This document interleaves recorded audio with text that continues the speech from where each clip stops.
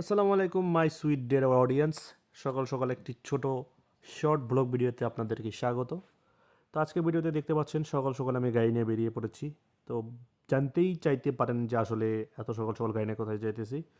তো আজকে আমরা যাব বগুড়া থেকে এয়ারপোর্ট। তো এয়ারপোর্টের উদ্দেশ্যে বেরিয়ে পড়লাম। তো অনেকে বলতে পারেন এয়ারপোর্ট কেন যাচ্ছি, কে যাবে? তো আমার একটা চাচা আছে, তো ওনার সব ফ্যামিলি আমেরিকাতে থাকে।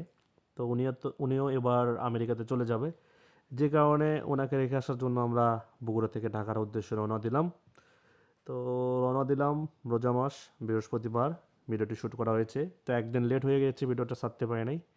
তো এদিকে ঢাকার মাঝখানে যাচ্ছিলাম, আসলে ফুলভাবে ভিডিও নিতে পারি নাই, শর্ট শর্ট করে ক্লিপ নিচ্ছিলাম। দেখতে দেখতে প্রায় আমরা রওনা দিয়েছিলাম সকাল 7:30টার দিকে। এদিকে গ্যাস তুললাম, গ্যাস তুলে যাইলাম। আর আমরা গাজীপুরের দিকে গিয়ে একটু জ্যামের ভিতর পড়েছিলাম, যে কারণে আসলে আমাদের একটু লেট হয়ে গিয়েছিল।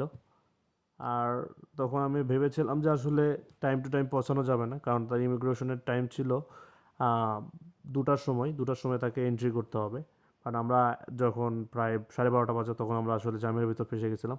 তো যাই হোক, আল্লাহ আমাদের সহায় ছিল। আসলে আমরা ফ্লাইওভারে ঢুকেছিলাম না, নিচতে ঢুকেছিলাম। বাট আল্লাহ আসলে সহায় ছিল। আমরা যে কোনোভাবেই জ্যামটা পাস করলাম, পাস করে এয়ারপোর্টের মাঝখানে অবশ্যই ঢুকলাম। এয়ারপোর্টে ঢোকার সাথে সাথে আমাদের একটু স্বস্তি নিঃশ্বাস ফেললাম, কারণ আমরা সময়ের সাথে সাথে পৌঁছতে পেরেছি। তো এদিকে আসার সময় আমরা চলে আসলাম, বাট গাড়ির এসিটা কাজ করছিল না, গাড়ির এসি একদম দুর্বল হয়ে গেছিলো। যে কারণে আমার এমন অবস্থা হয়ে গেছিলো, একদম আধমারার মতন অবস্থা। আমি গাড়ির ভিতরে সব কিছু কাপড় টাপড় খুলে ফেলেছিলাম, শুধু প্যান্ট ছাড়া। কারণ এমন গরম লেগেছিলো ভাই, বলার মতন না। এসির কম্প্রেসার খারাপ হয়ে গেছে, যে কারণে এসি রানিং অবস্থায় শুধু ঠান্ডা হচ্ছে, রানিং ছাড়া ঠান্ডা হচ্ছে না।